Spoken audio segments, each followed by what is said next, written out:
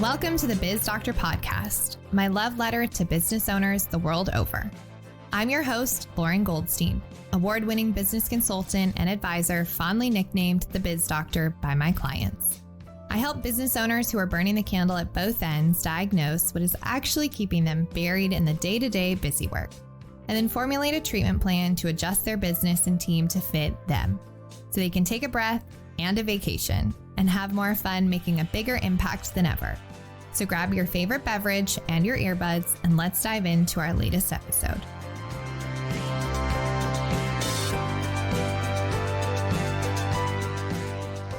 Have you ever had a symptom and found yourself down the rabbit hole of WebMD researching survival rates of meningiomas instead of realizing you probably just have a migraine from staring at your computer all day? Or suddenly you think that you have gangrene instead of a bone bruise from just stubbing your toe on the table? Welcome back to the Biz Doctor Podcast. I'm your host, Lauren Goldstein, and today I want to talk to you about something I see far too often go awry: self-diagnosing your own business. If you've found yourself in one of these information wormholes to solve a team or operational challenge, only to end up more overwhelmed than when you started, you're not alone. Isn't it interesting how easy it is to go down the depths of the internet and get all turned around? Especially when information is so readily available at our fingertips. It makes it both easy to get support and also a cautionary tale in chasing the wrong rabbit. One of my mentors back when I was in the medical field gave me two pieces of advice about diagnosing. The first is this: when you hear hoofbeats, think horses, not zebras. Essentially, look to the most simple and common issue before diving off the deep end to a rare disease. Other people might call it Occam's razor. Second, if we've been treating it for a while and it isn't going away, it's probably because we haven't gotten to the root issue. So the treatment will continue to be ineffective until we do. Dig deeper with good questions and don't stop till you've gotten to the bottom of it. Which brings me back to the title of this episode: Friends Don't Let Friends WebMD Their Business. The reason I'm standing loud and proud on this soapbox is because I've seen this movie too many times before with clients who try to self-diagnose their business, and I know how it ends, and it isn't pretty or happy. Most often my clients come to me after they went way down the WebMD rabbit hole only to figure out that they were chasing the wrong symptoms. The reason they typically find themselves here is because it's really, really hard to read the label when you're in the bottle. AKA, it's hard to be objective when you're so close to your business. This is one of the primary reasons I love what I do with clients, more specifically our diagnostic deep dive. I'm an unbiased third party that can help you see things much more clearly. We look at the body of your business and the symptoms that are present and get to the root of what is really going on. I'll never forget the way my client Joel described this process. He said, "You put my business in an MRI machine and find the real culprit, the cancer, that's lying deep in the body of my business." A little bit gruesome, but accurate. With our diagnostic deep dive, we're really able to find that root cause and what is effectively going to treat it. So today, I want to give you 3 ways to diagnose your business better on your own. First, I want to talk about revenue. So many of my clients come to me with a revenue leak or feeling like they just can't seem to get a handle on why revenue and expenses keep having a photo finish every month. The first place I want to start is unfortunately by bursting the revenue bubble. First, I hate to say it, but revenue is a lagging metric. If you're running your business based on revenue, then I got a hard pill for you to swallow. You will always be behind the curve. You need to look a layer deeper and see what's causing the revenue. That way you can adjust the things that impact revenue, which are much more easy to control.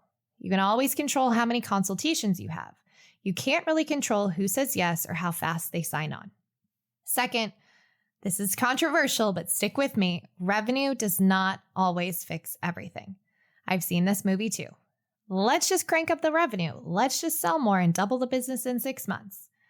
This rarely works out well, unless you've done the upfront team and operational work to support the expansion of quote unquote more with the same amount of resources. If you haven't set that sturdy ops and teams foundation up, then get ready to see fires start and ignite other areas of your business in a spectacular fashion. You want to know what's broken and break it fast? Then by all means, turn up that hose. However, this is not what I recommend. What I recommend is slowing down to scale up. Take a beat, a specified amount of time to look, and I mean really look, at what would break if you added more revenue tomorrow and start to improve, automate, delegate, do whatever it takes to shore up those risks that growth will expose. So the number one way to diagnose your business is to ask yourself, what are the top 3 things in my business that will break if I doubled our revenue tomorrow? The second way to diagnose your business comes down to your team. And yes, I'm going to burst another bubble here, so forgive me. Chances are the team that got you here won't get you to your next level. So you've got to be realistic about your team. In order to scale, you must have the right butts in the right seats. And more than that, you have to have players who can run with the ball without you having to run oversight all the time. So the second way you can diagnose your business is by asking these 5 questions about every member of your team. First, are they a player or a worker bee?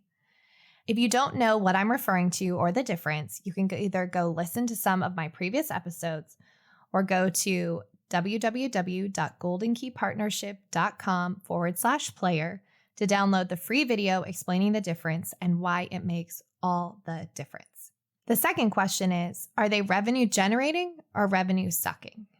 And I know this might seem like a silly question, or you might honestly think that your entire team is a revenue suck. But trust me, there are people, I hope, on your team that actually produce revenue, whether it's front-end revenue in sales, that's very obvious to see. But sometimes if it's back-end revenue, it's a little more tricky to see. So look for people that are saving you time, team, or money, or increasing profitability. Those are all revenue generating. The third is, are they autonomous or do they need micromanagement?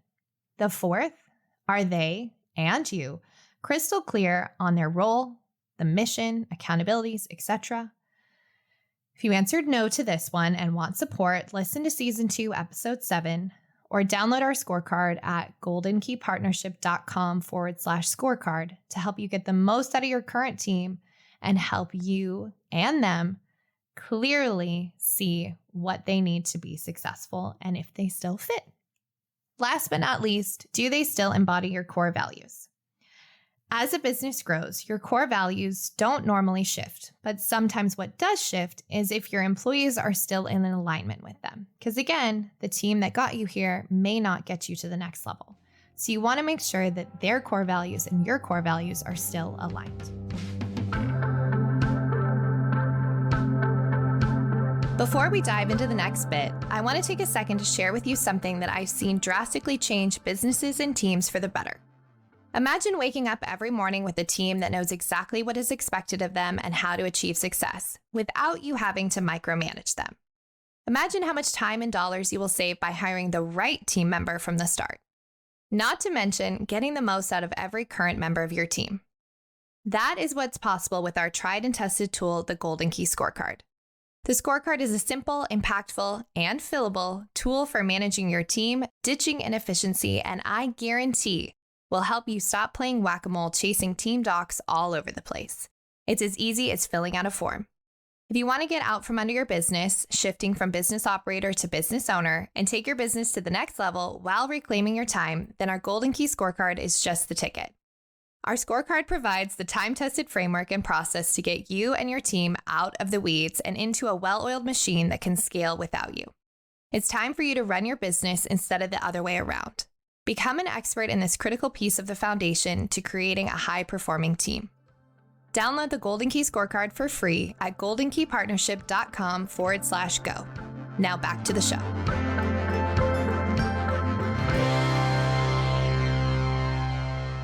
The last way to diagnose your business is honestly the hardest.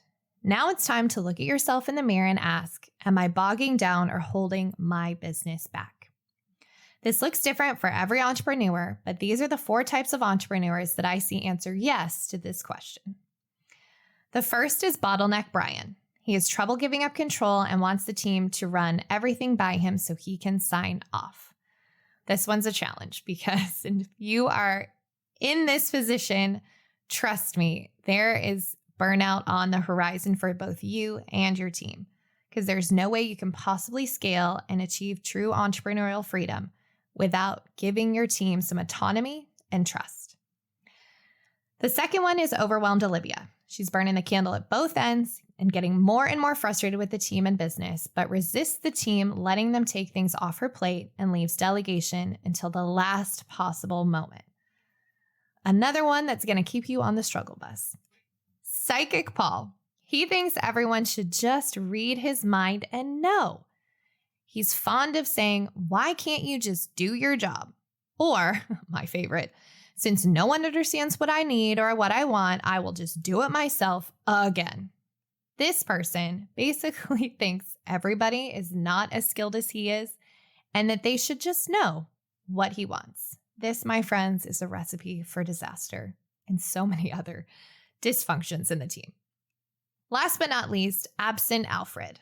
He isn't out from under the business, but he is nowhere to be found in the business. The business isn't ready to run its own, but Alfred is burned out and has put both his brain and self on airplane mode.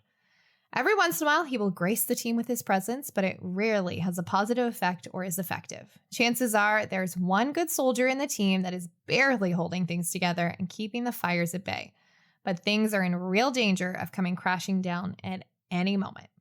If you saw yourself in one or a combination of those, this is the moment for you to get really real and ask yourself, how am I responsible for where the business, the team, and the operations are right now?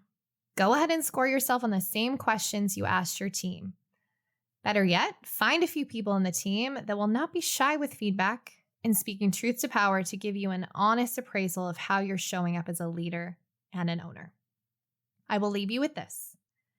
If you do not find the root cause of what is keeping you stuck in the trenches, working in your business rather than on it, what is creating friction and leaking team, time, and revenue, or what is ultimately standing in the way of sustainable scaling, then you're going to not only be playing whack-a-mole with your business for the foreseeable future, but chances are you're going to flush down the toilet an enormous amount of money, time, and people trying to treat the wrong thing. So if you have an inkling something is wrong or not working in your business, or want to know what is preventing you from getting out from under it and having a sustainably scaling business and true entrepreneurial freedom, but don't want to do it alone through WebMD, my door is open. I would love to support you by taking your business through our signature diagnostic deep dive and giving you the clarity of, as Joel said, exactly where the cancer is, so we can surgically remove it and get you moving forward and scaling faster and more sustainably. So if that interests you, you can schedule a consultation to talk more with me at goldenkeypartnership.com. That is it for this week's episode. I hope that you will take these tips and diagnose your business to really set yourself and your team up for success in the future. Thanks so much for listening in. If anything I shared sparked something in you, I'd love for you to share this episode with your friends. I'd also love to hear from you. So let's connect. Tag or DM me on Instagram at It's Lauren Goldstein or LinkedIn, or wherever you hang out on the interwebs. Also, don't forget to subscribe so you're the first to get notified when our next episode is live and ready for your ears. Thanks again for listening. Until next time.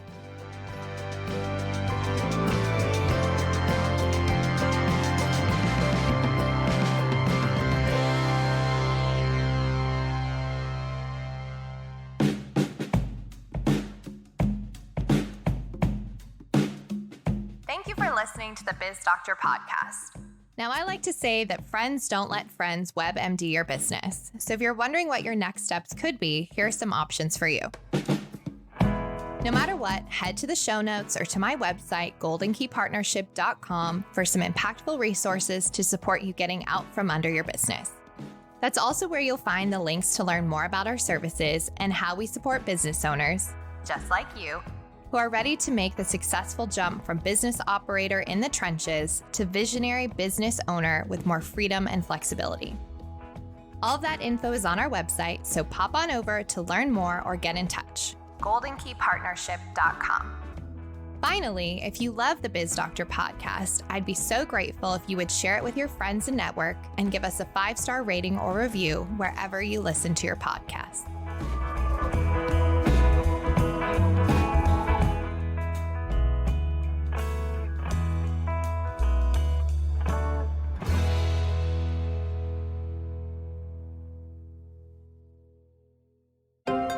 This is Story Studio Network.